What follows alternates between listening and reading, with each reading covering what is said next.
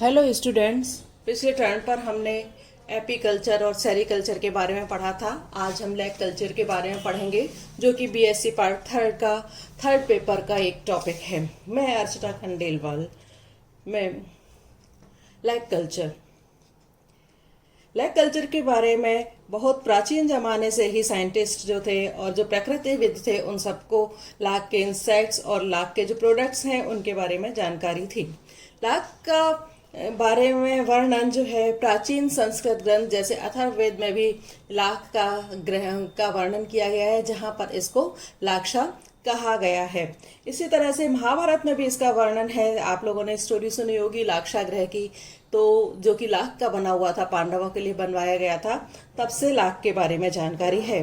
अबुल फजल ने 1590 में अपनी पुस्तक आईने अकबरी में भी भारत में लाख उद्योग का वर्णन किया है, जबकि मेहंदी हसन ने 1952 में चीन के लाख उद्योग और वहां पर उनके प्रोडक्ट्स का वर्णन किया है। लेकिन लाख के बारे में सबसे पहले जो साइंटिफिक जानकारी दी थी वो केर एंड ग्लोवर नाम के जो साइंटिस्ट थे, उन्होंने सन 1782 में इसके बारे में जानकारी दी थी। और इसके पश्चात अनेक साइंटिस्ट ने इनके organisation, distribution, classification, nutrients, plants और कल्चर, प्रोडक्शन, एनिमीज, केमिकल्स और इनकी टेक्निक के बारे में वर्णन किया है।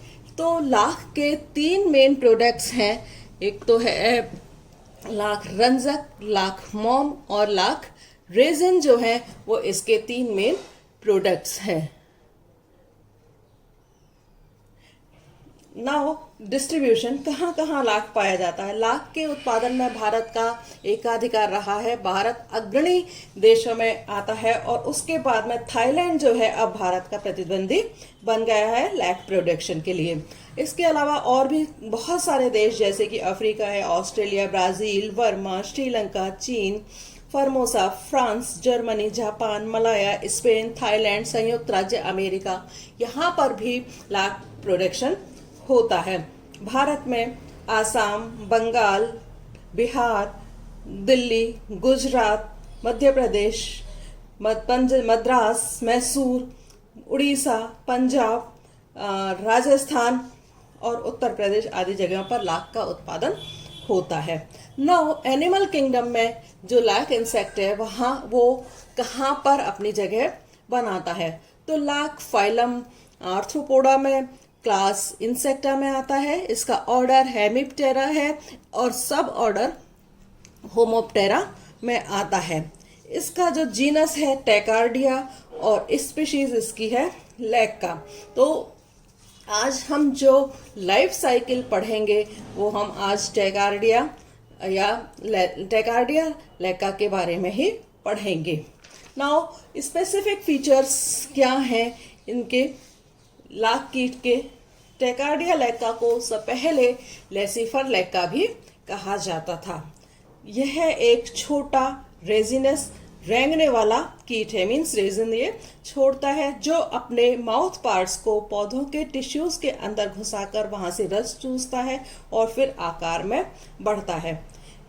जो ये इंसेक्ट है अपने पिछले भाग से लाख का सीक्रेशन करता है और सीक्रेट होते होते इसका अपना शरीर ही अंत में लाख के एक शेल में बंद हो जाता है। लाख वास्तव में कीट की सुरक्षा के लिए सीक्रेटेड किया गया सब्सटेंस है, ना कि ये भोजन के लिए। मीन्स ये सेफ्टी देता है, एनिमल को भोजन नहीं देता है। भोजन वो अपने न्यूट्रिएंट्स प्लांट्स से लेता है। तो जो औद्योगिक लाख बनता है वास्तव में वो फीमेल के द्वारा बनाया गया, अपने सुरक्षा के लिए श्रावित किया गया पदार्थ होता है। और ये क्योंकि ये पोषक पदार्थों से अपना फूड लेता है, तो ये अपने पोषक पदार्थों के लिए, ये प्लांट्स के लिए ये हानिकारक होता है। नाउ कैसे होते हैं इसके मेल और फीमेल, अब मैं आप लोगों को थोड़ा सा इसकी लाइफ साइकिल के बारे में बता रही हूँ। लाइफ साइकिल जैसा कि आपको चित्र में पता चल रहा है, मैंने इसके अंदर मेल और फीमेल्स के जो डायग्राम्स हैं वो इसके अंदर बना रखे हैं। साथ ही मैंने निम्फ के डायग्राम बना रखे हैं और साथ ही डिस्टिंग्विश कैरेक्टरिस्टिक फीचर्स जो हैं इनके मेल और फीमेल के बना रखे हैं। क्या डिफरेंस है मेल में और फीमेल में और उनकी निम्फ के अंदर। तो जो मेल है वो रेड कलर का 1.2 से लेकर के 1.5 mm तक लंबा होता है और यह चमकीले पीले रंग का लाख सीक्रेट करता है। मीन्स जो मेल है उसके लाख का रंग येलोइश होता है, क्रीम कलर का होता है, जबकि जो फीमेल होता है उसके लाख का रंग लाल रंग का होता है। इसकी आईज जो है वो रिड्यूस्ड होती हैं, कम विकसित होती हैं। माउथ पार्ट्स जो है इसके अंदर एब्सेंट होते हैं या फिर मुखांग जो है उसको छेदने और चूसने के लिए रूपांतरित होते हैं। इसमें एक जोड़ी पंख हाईलाइन विंग्स जो है वो पाए जाते हैं। 3 पेयर्स ऑफ लेग्स जो हैं इसके अंदर पाए जाते हैं। एक जोड़ी एंटीना होता है जो कि 10 सेगमेंट्स का बना हुआ होता है।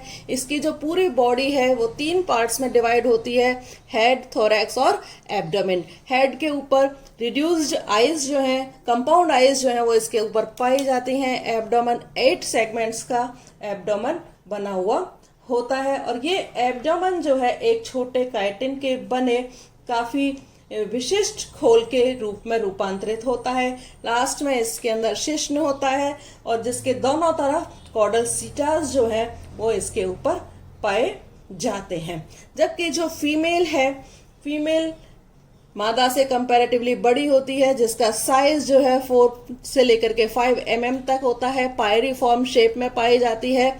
एंटीनास जो है वो इसके अंदर डीजनरेटेड हो जाते हैं।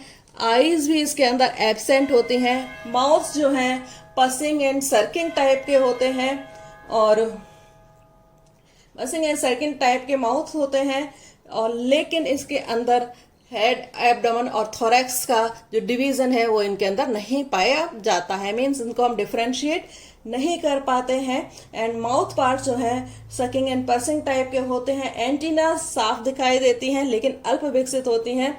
शरीर के पिछले भाग में 2 पार्श्व प्रधर और अगले भाग में एक प्रवर्ध जो है प्रोसेसेस पाए जाते हैं। इसके अलावा इसके ऊपर रोस्ट्रम पाया जाता है जो कि सेगमेंट्स का बना हुआ है। स्पाइरेकल्स इसके अंदर पाए जाते हैं जो कि गार्ड्स के द्वारा सिक्योर्ड रहते हैं। निम्फ जो है, जिस समय निम्फ अंडे से बाहर निकलता है ये लगभग 1.2 mm लंबा होता है, लाल रंग का होता है और नौकाकार होता है। सिर पर एक जोड़ी शंगिकाएं पाई जाती हैं। मुखांग भेदक और चूषक प्रकार के होते हैं। मुखांगों में प्रोबोसिस पाया जाता है और ये वेल डेवलप्ड होता है। इसमें 3 सेगमेंट्स, 3 खंड होते हैं जिसमें 2 जोड़ी श्वास स्पाइरेकल्स पाए जाते हैं तथा एक जोड़ी टांगे इसके अंदर पाई जाती हैं और उधर में 2 जोड़ी टांगे पाई जाती हैं। यह एक लंबे कॉर्डल सीटा में समाप्त होता है। जो एक्टिव लिम्फ है वो कुछ दूर तक चलता है और अंत में अंडे से निकलते ही वो भोजन की तलाश में चल पड़ता है और पोषक पौधे तक पहुंच जाता है। निम्फ जो है या यंग निम्फ जो है वो कठोर पत्तियों को नहीं काट पाते हैं, केवल सॉफ्ट पत्तियों को ही काट सकते हैं। जो रसीली होती हैं, सेक्युलेंट प्लांट्स जो होते हैं उनका ही रस ये ले पाते हैं। ये निम्फ जो है प्लांट्स के ऊपर, जो प्लांट्स की जो शाखाएं होती हैं उनके ऊपर बहुत पास पास बैठते हैं और 1 स्क्वायर इंच में ये कम से कम 150 से 200 तक निम्फ यहाँ पर बैठे रहते हैं। ये लास्ट में जब फाइनल लिम्फ स्टेज में आ जाते हैं तो ये निचली सतह पर लगातार परत बना लेते हैं। बैठे हुए जो निम्फ हैं वो पोषक के प्लांट्स की जो शाखाओं का रस चूसते रहते हैं और अपने जो इनके शरीर के अंदर विशेष जो डर्मल ग्लैंड्स प्रेजेंट होती हैं उनसे रेजिन सीक्रेट करना शुरू करते हैं। ये रेजिन जो है एयर कांटेक्ट में आने के बाद में सख्त हो जाता है और कड़ा हो जाता है और निम्फ के चारों ओर एक आवरण सा बना लेता है जिसे कि हम शेल कहते हैं। इसी कोस्ट के भीतर जीवन की डिफरेंट क्रियाएं या बायोलॉजिकल एक्टिविटीज जो है वो चलती हैं, जैसे कि निम्फ की वृद्धि, शारीरिक परिवर्तन और स्राव का भी होता है। नाउ ये मैंने अभी आपको बताया कि निम्फ कैसा होता है। नाउ क्या लाइफ साइकिल इनकी रहती है। आफ्टर फर्टिलाइजेशन जो हर एक फीमेल है वो 200 से 500 तक अंडे देती है, जिसमें वह बंद रहती है। मादा के शरीर के दबने से जो लाख के कोष्ठ में आगे की ओर एक इंक्यूबेशन चैम्बर बन जाता है, जिससे मादा अंड निक्षेपण या हैचिंग करती है, लेइंग करती है। अंडे अक्टूबर से नवंबर माह तक दिए जाते हैं, लगभग 1 से 1.5 महीने तक दिए जाते हैं, और 6 सप्ताह के पश्चात अंडों से फर्स्ट अवस्था का निम्फ निकलता है। यह निम्फ जो है नवंबर से दिसंबर तक निकलते रहते हैं और ये निम्फ काफी अधिक संख्या में होते हैं। तो इस प्रकार झुंड में निम्फ निकलने को वृंदन या स्वार्मिंग कहते हैं। स्वार्मिंग किसे कहते हैं? निम्फ के झुंड में निकलने की प्रक्रिया जो होती है उसको हम स्वार्मिंग कहते हैं। नाउ जो मेल है, निम्फ बड़े होते हैं। मेल जो है, जो मेल निम्फ होते हैं वो उनका जो कोस्ट होता है वो लंबा होता है और सिगार के आकार के जैसा होता है। इसमें एंटीरियर और पोस्टीरियरली 2 पोर्स जो है वो पाए जाते हैं। पीछे का पोर या पोस्टीरियर पोर जो है वो ओपरकुलम से ढका हुआ होता है। तो मेल को जब भी बाहर निकलता होता है तो वो पीछे का ओपरकुलम खोल करके बाहर आ जाता है। तो 6 से 8 सप्ताह के स्थावर जीवन के पश्चात निम्फ के अंदर कायांतरण होता है, जिसके फलस्वरूप 30% एक्टिव और पंख वाले मेल्स तथा ज्यादातर 70% फीमेल्स जो हैं वो मादा बनती है। मीन्स 30% एक्टिव फीमेल मेल्स बनते हैं और 70% फीमेल्स जो है बनती हैं। फीमेल्स जो है थोड़ी देर रेंग कर अपने पोषक पदार्थों पर रेजिनी पदार्थ में स्थिर हो जाती हैं और मेल जो है मादा की पपड़ी हटा करके या एनक्रेस्टेशन को हटा करके उनके पास चल करके जाता है और उनके वहां पर ही उनका फर्टिलाइजेशन कर देता है। एक मेल जो है कई फीमेल्स को फर्टिलाइज कर सकता है। फीमेल निम्फ जो है एक बार एक जगह पर व्यवस्थित होने के बाद में फिर कभी भी नहीं चलती है और यह अपने ही शेल के अंदर 3 बार मोल्टिंग करती है। इसके पैर और आंख जो है फीमेल के धीरे धीरे नष्ट होते चले जाते हैं, झड़ जाते हैं और इनकी जो एंटीनीज हैं, श्रृंगिकाएं हैं, वो अवशेषी रह जाती हैं। फर्टिलाइजेशन के पश्चात अक्टूबर नवंबर में अंडे देना शुरू करते हैं और उसके बाद में मादा के शरीर में तेजी से वृद्धि होती है और इन अंडों से फरवरी से मार्च तक फीमेल्स जो है वो मार्च तक मेल और फीमेल निकलते रहते हैं। तो मेल जो है इस पीढ़ी की मादा का निषेचन करते हैं, जो कि जून से जुलाई माह में अंडे देती हैं तथा इस पूरे लैग के सीक्रेशन करते हुए ही मर जाते हैं। इस प्रकार एक ही होस्ट प्लांट पर जो लाख की पीढ़ियां हैं, एक ही होस्ट प्लांट पर वो अपना 2 लाइफ साइकिल पूरी करती हैं। मेल की लाख सीक्रेशन में कोई महत्वपूर्ण भूमिका नहीं है ये, क्योंकि इसकी लाइफ साइकिल कंपैरेटिवली फीमेल से छोटी होती है। लैग सीक्रेशन का काम पूरी लाइफ टाइम में केवल फीमेल ही ज्यादातर करती है। तो इस तरह से लाख का अधिकांश भाग जो है वो फीमेल के द्वारा ही सीक्रेटेड किया होता है और ये लाख का सीक्रेशन जो है क्लाइमेटिक कंडीशंस के ऊपर डिपेंड करता है। नाउ अब मैं आप लोगों को बता रही हूँ थोड़ा सा कि इनके होस्ट प्लांट्स जो हैं वो कौन कौन से हैं। लैग कल्टीवेशन के लिए काफी सारे प्लांट्स होते हैं, 1 से ज्यादा प्लांट्स होते हैं। तो लैग कल्टीवेशन के लिए होस्ट प्लांट्स का सिलेक्शन करना इम्पोर्टेंट होता है।